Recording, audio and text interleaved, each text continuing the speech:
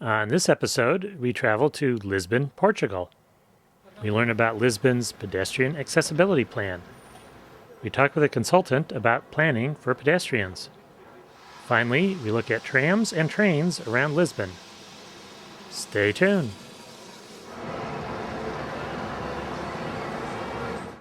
We're in Lisbon talking with Pedro Gavaya, who's coordinator of the pedestrian accessibility plan. What is the plan?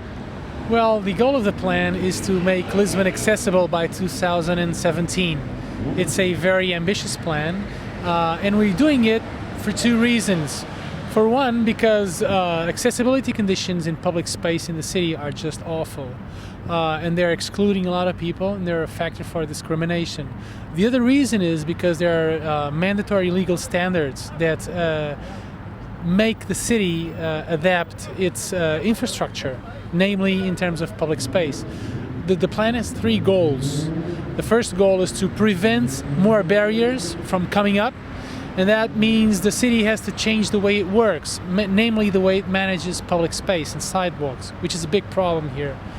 The second goal is to eliminate present or already existing barriers. That means broadening sidewalks, moving away, taking away a lot of clutter, moving away all sorts of signs and posts and etc. And the third goal is to mobilize the community. We believe that civil society has a very important role to play in making this a city for all. Businesses have to make their own, business owners have to make their own businesses accessible. Transport operators have to make their own operations accessible. And citizens as a whole, in terms of their behavior, for example, have a very important role to play too. What sort of progress has been made so far, prior to the plan being out there? What's been done over the past few decades? Okay, so Lisbon started working on accessibility in the early 80s. As hard as to believe as that is, with small and very few city regulations concerning accessibility in housing. Those were left largely unimplemented, and since the early 90s, the city started all sorts of small programs: accessibility in schools, accessibility in housing, accessibility in small transport services, etc. But we clearly needed a broader and more robust investment, a more integrated approach to all areas of the city operation. The way the city handles its sidewalks, the way the city manages its pedestrian crosswalks, the way the city positions the bus stops, the way the city relates itself to public transport operators, the way the city even does its city plan. The way land use is managed. And so we're trying through the plan to touch on several different areas and trying to get the needs of pedestrians considered and placed first and foremost in a lot of decisions. Because unfortunately, public space for the past few decades in Lisbon has, the sidewalks have been treated as the leftovers, main piece of the road, main piece of the street is for cars, and then the sidewalks are what remains. And since pedestrians have supposedly more flexibility, they can go up and down, and they can turn more easily. The sidewalks have been riddled with all sorts of clutter and problems, and that has to do with a lack of political vision. In the past, not now. It has to do with lack of political commitment. It has to do with a lack of skills in terms of those who are making the decisions within city departments. And it has to do a lot also with the lack of coordination. Sidewalks, they're on the one hand, they're the remaining part of the street, but they're also, they're nobody's business and everybody's business. Everybody can do something in the sidewalks. The public works department can do something. The traffic department can widen the roads and restrict the sidewalks. They can put signs everywhere. The ones issuing permits to local business, they can issue permits to put an esplanade anywhere. It's a big problem. So I'd underline that what we have to do in Lisbon it's as important to work with the city structure as it is important to make changes on the ground. Lisbon's a very old city, a lot of old infrastructure. What sort of challenges does that present? Okay, I like to talk about, first off, about the challenges it does not present. There's a lot we can do within the existing structure. Of course, there are things that we'll never be able to do with the existing city. You know, for example, in very steep streets around public monuments, there are restrictions. Of course, practical restrictions and legal restrictions because the monuments are protected by law. But there's a lot of things we can do, and I think we should be focused on what we can do, what we can achieve. And nowadays there are a lot of solutions and good practices around the world to show that it's possible to do a lot with monuments, with historic areas. There's a lot we can do, and there's a lot that we should be doing because in Lisbon, for example, and that's not only in our city, historic areas are generally where the population is oldest, and so where their accessibility needs and their needs as pedestrians, because most of them don't drive, are more acute. So instead of looking at the historic areas as places that put restrictions, of course some restrictions apply, but we should have looked at them as priority areas. Plus, if we look at accessibility as the quality criteria, then promoting accessibility is nothing less, nothing more than an opportunity to better public space, and to make it better for all users. Several solutions that could be implemented, that we're trying to implement, do not in any way harm monuments or historic areas. We're talking about pavements. We're talking about the timing of the green light for the pedestrian. We're talking about stuff like that. I mean, when we talk about accessibility, it doesn't mean necessarily ramps or elevators everywhere. Of course, in some places it will mean ramps and elevators, but also there are very smart, efficient, discrete ways to deal with that in historic areas.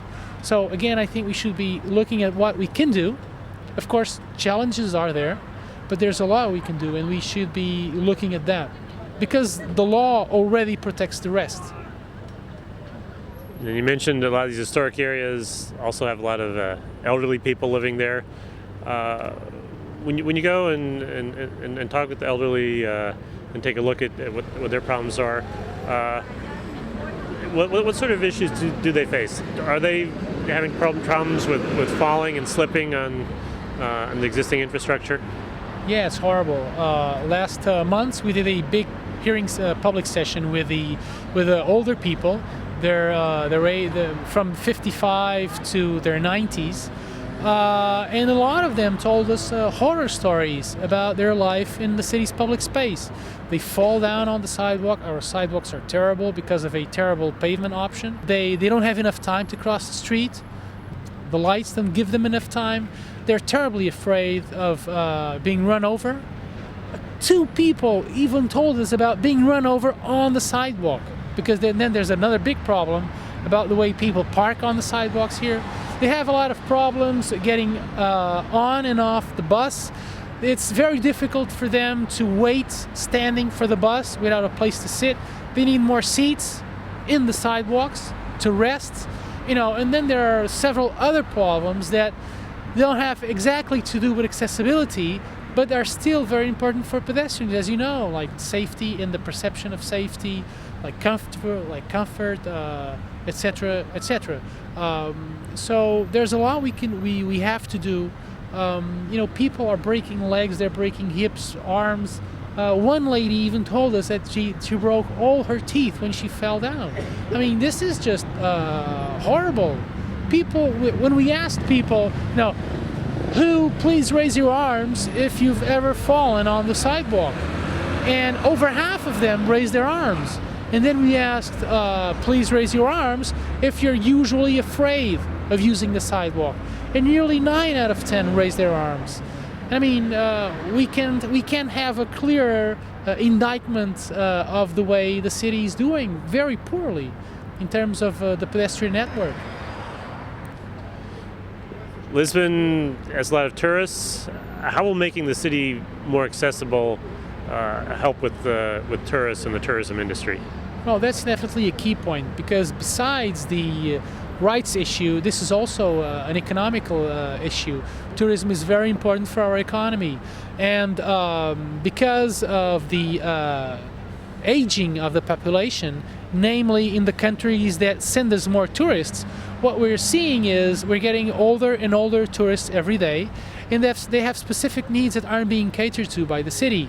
More than 8 out of 10 tourists who come to Lisbon discover the city on foot. And to the Lisbon region, the medium age last year was around 55, meaning they're old. And if we look at people between their 65 and 75, we have as much tourists with that age as we have people from 25 to 30. So we do need to cater for them. Our international cruise ships bringing us tourists, more than 40% of them are over 60. Of course, they also have needs, and that helps us show to those in charge, I mean the elected officials and business owners, etc., that working on the pedestrian, on conditions for the pedestrians is the right thing to do, but it's also the smart thing to do from an economical perspective. And of course, besides people from the outside, there's also a big problem for local business, because in the past two decades, a lot of huge malls, shopping malls, were open in the region, and our local business is dying. And of course, people don't reach local business by car; they reach it on foot, in their neighborhoods mainly. And so we think also that improving conditions for pedestrians is an essential thing to do to improve conditions for local business, to allow more customers to get in the door.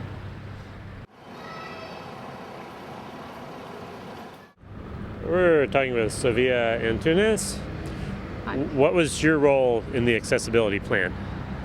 Well, since 1 year ago, I'm advisor from the Lisbon Mobility Deputy Mayor, and I do the supervision of this plan, this Lisbon accessibility plan. My work is to be the link person between the group that is working in the Lisbon pedestrian accessibility plan and the cabinet of the deputy mayor. I'm the link person. Now, how does the city government work here in Lisbon in terms of the different deputy mayors and who has to be involved in making the plan work? Well, I'm just working in this area since 1 year, but what I know is that the Lisbon municipality has been working in this area since 20 years ago, I think, and in different perspectives. They have realized, they have organized small programs to put homes accessible, and they work in employment politics, and the problem, I think, that this kind of issues are not too coordinated. So, but now we are only working in this specific area, accessibility. That is an area that I think that the Lisbon municipality didn't have many work in the last years. Now, when the accessibility plan is finished, is it the deputy mayor then that has to officially adopt it, or what happens then? Well, we have beginning working in this plan recently. The group was nominated in the 1st of July of 2010, and we have 1 year to do this work of planning, just planning, and then after the 1st of July of 2011 we will treat the part of execution of the plan. But now our work is focused in some areas, but only in this perspective, planning. What are the different areas that the plan addresses? We are focusing our work in 4 different areas: the public space, the public equipment, the enforce of private intervention in public space of the privates, and transports. And what we think is that the most important in this kind of work is the contributions by the persons, the interesting persons in these areas, in these questions.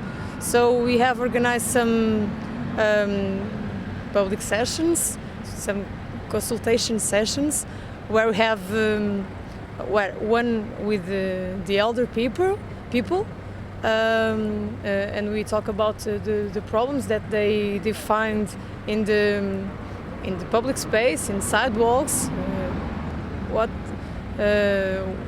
they think about it, and one other session about transportation and accessibility to transports with people with disability principle and with the representatives from the transport enterprises in Lisbon.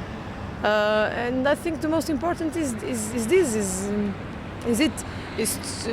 to talk about the people, about the things that they think about their own problems, their own situations. Okay?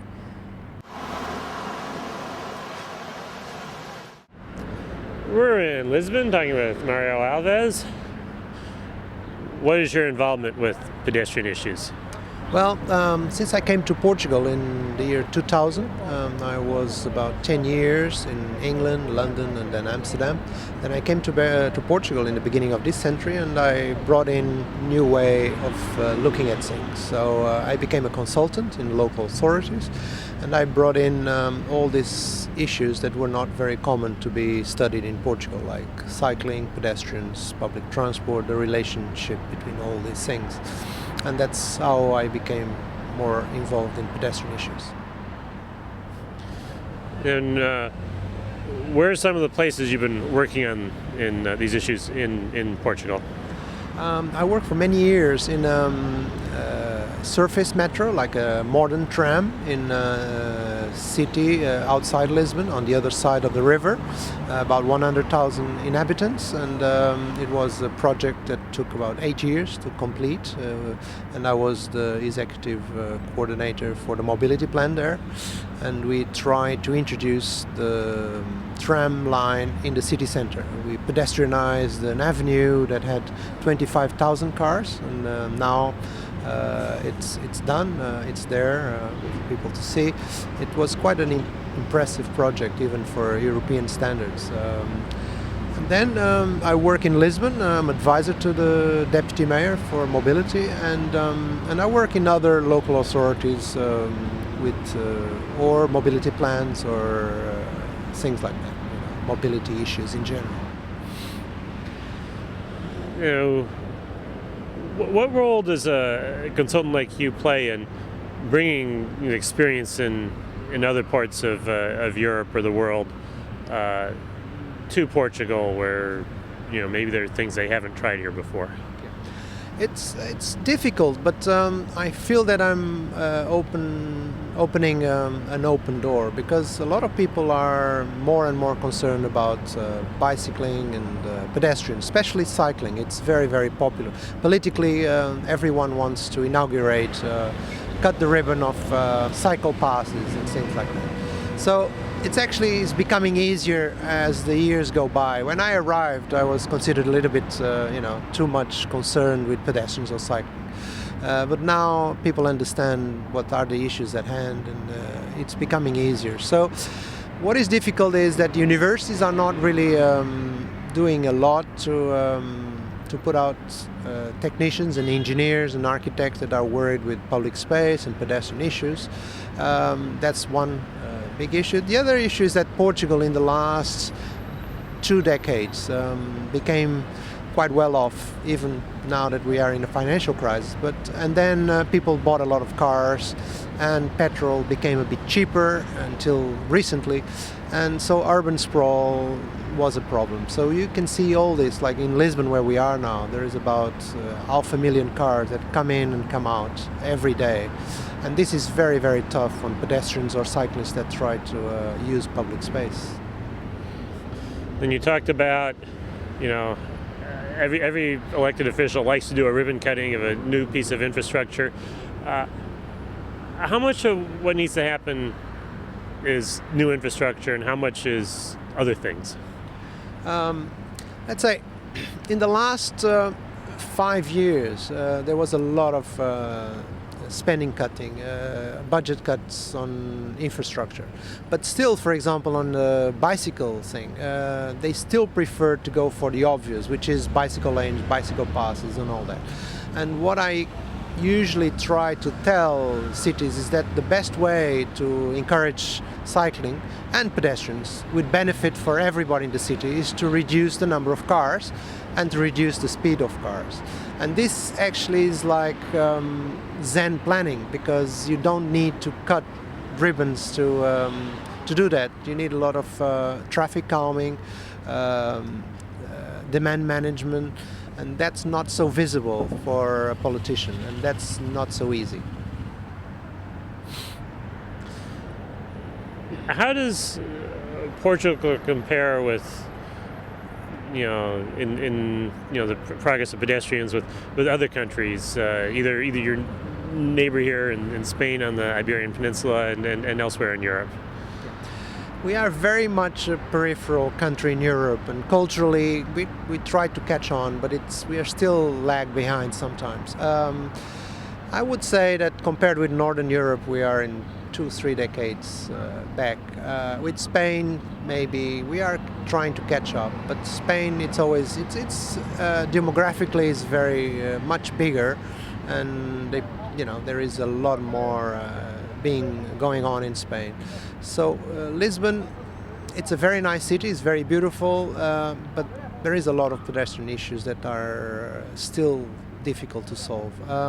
So I would say that we don't compare quite well with Spain, but compared, for example, with America, where you have the space given to cars is quite large, but you have space, which we don't have here. So usually you have a lot of space for cars, and you have a lot of space for pedestrians sometimes, in cities at least.